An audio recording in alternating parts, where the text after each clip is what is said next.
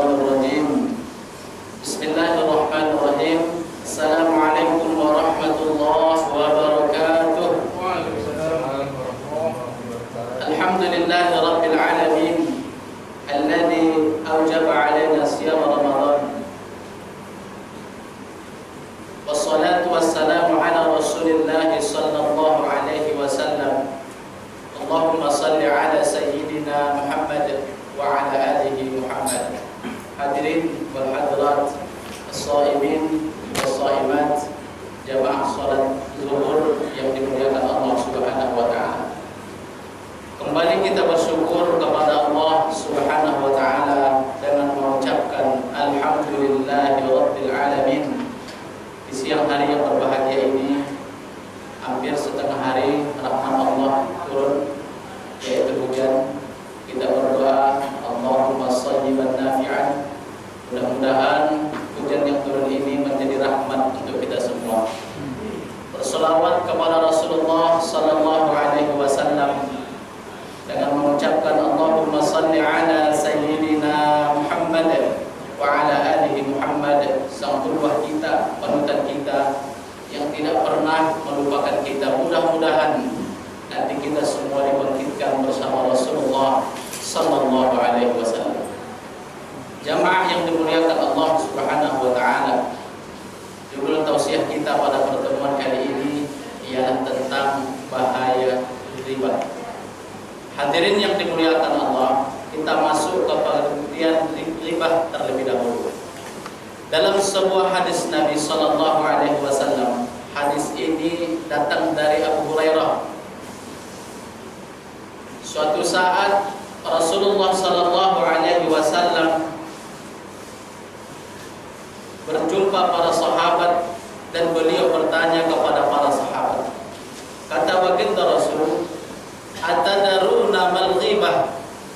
Wahai para sahabatku, tahukah kalian apa itu ghibah? Nah, lalu kemudian para sahabat ini kita artikan adalah orang yang bertemu dengan Nabi, beriman dia dengan Nabi sampai ajalnya menjemputnya. Karena nanti ada orang yang bertemu dia dengan Nabi, tak beriman dengan Rasul, Abu Jahal, Abu Lahab.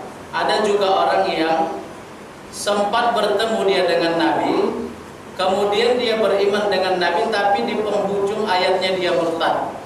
Jadi ini sahabat Nabi adalah orang yang berjumpa dengan Rasul dan beriman dengan Rasul sampai ajal menjemput. Kata Rasulullah, tahukah kalian apa itu ghibah? Lalu kemudian para sahabat menjawab, Allah wa rasuluhu a'lam. Allah dan Rasulnya yang lebih tahu.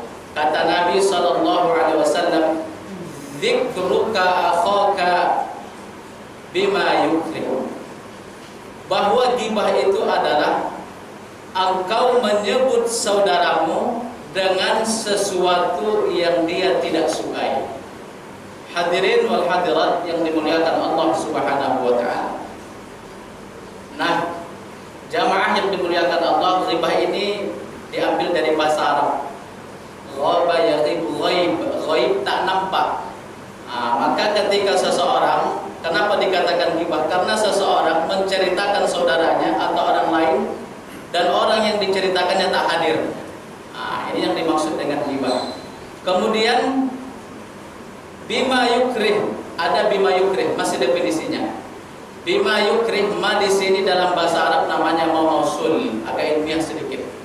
Ma mausul ini kalau dalam usul fikih maksudnya seluruh umum. Artinya ketika seseorang menceritakan sesuatu yang tidak disenangi oleh orang lain, maka ini ghibah. Mohon maaf kalau ada orang misalkan rambutnya keriting, lalu kita panggil, hai keriting, dia tak senang, masuk ke dalam kategori ghibah. Apalagi contoh sederhana, gemuk misalkan, teman kita badannya besar, gemuk, orang sini menyebutnya gapua. Kita panggil pula, gapua, dia tak senang, ada dongkol dalam hati. Ini ternyata masuk ke dalam kategori ghibah. Mohon maaf, ada kawan-kawan mungkin yang kulitnya qadarullah hitam, kita panggil hai hitam. ternyata dia tidak senang, maka ternyata kaum muslimin yang dimuliakan Allah ini sudah masuk ke dalam kategori ghibah. Jamaah yang dimuliakan Allah Subhanahu wa taala, maka ghibah ini adalah perbuatan lisan. Ghibah ini adalah perbuatan lisan, bagian mungkin yang termasuk bagian kecil dalam tubuh manusia, tapi efeknya sangat berbahaya. Hadis Nabi SAW menjelaskan kepada kita, kata Rasulullah, aktsarul khataaya ibni Adam fi lisanih, bahwa sesuatu perkara dalam diri tubuh manusia ini yang paling banyak kesalahannya adalah di lidahnya. Lidah kaum muslimin yang dimuliakan Allah. Maka kemudian karena itulah keluar hadis Nabi SAW, kata Nabi, man al-muslimu man salimal muslimuna min lisanihi wa yadihi, bahwa muslim yang hakiki itu, muslim yang sejati itu adalah seorang muslim yang selamat ia dari lisan wa yadihi dan perbuatannya. Maka jamaah yang dimuliakan Allah, kenapa kemudian Rasul mendahulukan lisan dari tangan di sini? Karena ternyata lisan ini lebih berbahaya dari tangan. Kalau tangan menampar orang misalkan cuma yang hadir di depannya, kaki menyapa orang yang hadir yang bisa nampak. Tapi ternyata lidah kaum muslimin yang dimuliakan Allah, baik yang ada di dekat kita, yang jauh dengan kita di luar negeri, bisa kita merasuki atau mungkin menyakiti hati orang lain. Inilah kaum muslimin yang dimuliakan Allah, bahaya dari ghibah. Maka oleh karena itu jamaah yang dimuliakan Allah, tapi ternyata lisan ini kalau kita gunakan pada hal-hal yang baik, dia baik. Bukankah seseorang membaca Al-Quran dengan lisannya? Bukankah kemudian orang berzikir dengan lisannya? Bukankah kemudian kaum muslimin orang berkata-kata yang baik dengan lisannya? Maka hadis Nabi, al-kalimatut thayyibah shadaqah, bahwa setiap kalimat yang keluar dari lisan seseorang yang baik-baik dihitung sedekah oleh Allah Subhanahu wa taala. Hadirin yang dimuliakan Allah, apa bahaya ghibah itu? Yang pertama di antara bahaya ghibah itu adalah Allah ibaratkan seperti seseorang yang memakan daging saudaranya, memakan daging, makan bangkai saudaranya. Bisa nanti kita lihat dalam surah Al-Hujurat, kata Allah Subhanahu wa taala, wala yaghtab ba'dukum ba'dha, kata Allah, jangan sekali-kali kamu menggibah satu dengan yang lain. Kenapa ya Allah? Ayat selanjutnya menjelaskan, ayuhibbu ahadukum ay ya'kula lahma akhihi maitan fakarihtumu. Maukah kalian, ini perumpamaan yang diberikan Allah Subhanahu wa taala, maukah kalian memakan bangkai saudaramu? Nauzubillah min dzalik. Hadirin yang dimuliakan Allah, kita setiap hari mungkin makan daging ayam. Tapi daging ayam ini kalau dia bangkai tak mau kita makannya. Mungkin hari-hari kita makan daging ikan, tapi kalau ikan ini kemudian berubah menjadi bangkai, tak mau kita memakannya. Lalu kemudian ada orang meninggal, wafat, lalu kemudian dimasak dagingnya misalkan, tak mau kita memakannya. Lebih dari itu kaum muslimin, kata Allah dalam ayatnya ini, bangkai saudara kita dalam bentuk bangkai, inilah yang diumpamakan oleh Allah Subhanahu wa taala.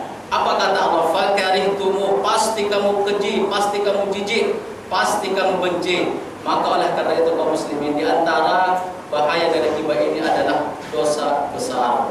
Allah Subhanahu wa taala menjelaskan kepada kita seperti yang sudah kita jelaskan tadi, sama seperti orang yang memakan bangkai saudaranya sendiri.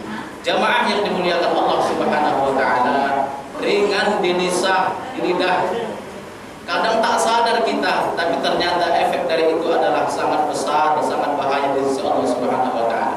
Bahaya yang kedua, akibat dari ghibah ini adalah bahwa ghibah ini ternyata bisa membatalkan pahala puasa. Saat ini kaum muslimin kita sedang berpuasa, puasa ke-14. Dalam hadis yang sahih kata Nabi sallallahu alaihi wasallam, khamsatun sah 5. Ada 5 perkara yang membatalkan pahala puasa. Puasanya sah, tapi pahalanya tak ada. Puasanya sah, tapi tak mendapatkan pahala. Apa di antaranya? Di antara yang 5 itu adalah al-ghibah, ghibah kaum muslimin yang dimuliakan Allah. Maka di antara bahaya ghibah yang kedua adalah dapat membatalkan pahala puasa.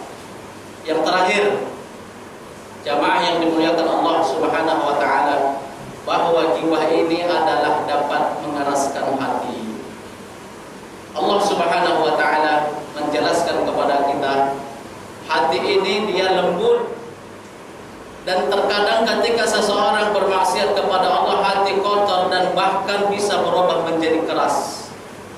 Fahiya kal hijarah, hati ini bisa berubah seperti hijarah. Hijarah ini batu. Au asyaddu qaswah, atau bahkan hati ini bisa lebih keras dari batu lagi. Maka semakin banyak orang bermaksiat, semakin banyak orang menggibah saudaranya, na'udzubillah, maka hati yang pada awalnya tadi lembut bisa perlahan-lahan berubah menjadi keras. Fi qulubihim marad, di dalam hati mereka itu kata Allah ada penyakit. Fazadahumullahu marada, Allah tambah penyakit itu. Semakin banyak kita terjerumus dalam maksiat, semakin banyak kita menggibah orang lain, wal'iyadu billah, maka hati berubah, bertambah penyakit di dalamnya. Fi qulubihim marad fazadahumullahu marada wa lahum 'adzabun alim. Bagi mereka nanti di akhirat adalah azab yang sangat pedih. Jamaah yang dimuliakan Allah Subhanahu wa taala, mudah-mudahan melalui tausiah yang singkat ini Allah Subhanahu wa taala jaga kita dari perbuatan ghibah. Allah Subhanahu wa taala selamatkan kita dari perbuatan ghibah, dan tentunya kita berdoa berharap kepada Allah, mudah-mudahan Allah senantiasa menjaga dan memberikan kepada